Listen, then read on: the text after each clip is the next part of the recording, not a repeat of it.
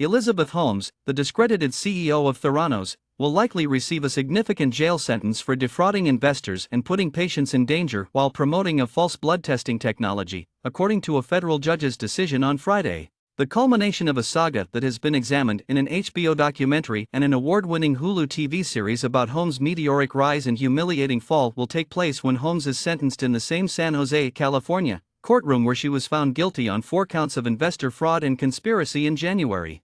Her attorneys have argued that Holmes should be given a pass because she is a devout mother and well-intentioned businesswoman with a second kid on the way. More than 130 letters from Holmes' family, friends, and former coworkers supporting their views were sent.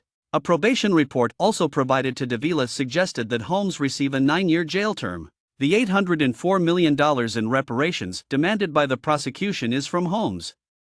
The sum pays for the majority of the almost $1 billion that Holmes obtained from a group of affluent backers that included the Walmart-owning Walton family, media mogul Rupert Murdoch, software tycoon Larry Ellison, and software entrepreneur.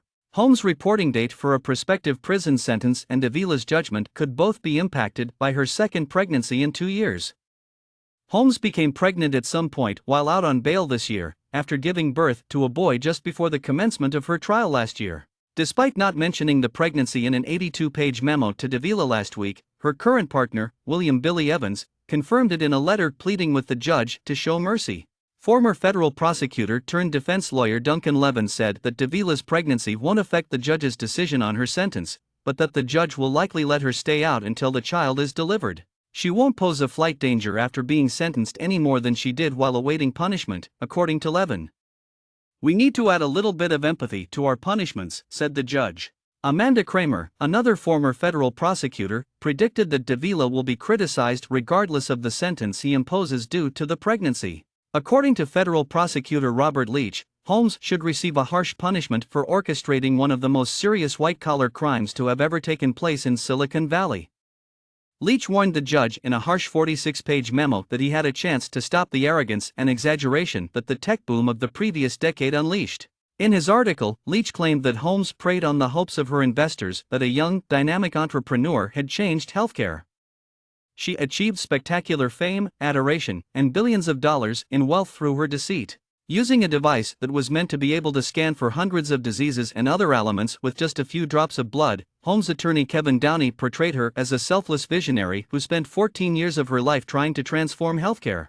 Her attorneys claimed that until Theranos' demise in 2018, despite evidence shown during her trial showing the tests produced highly incorrect findings that might have led patients in the wrong direction, Holmes never ceased trying to advance the technology.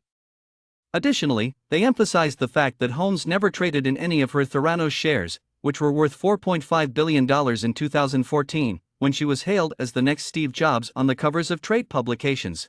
Holmes is not a threat to society, according to Downey. In addition, Downey requested that Davila take into account the alleged sexual and emotional abuse Holmes endured while she was intimately linked with Ramesh Sunny Balwani, who went on to become a top executive at Theranos and ultimately a co-conspirator in her crimes.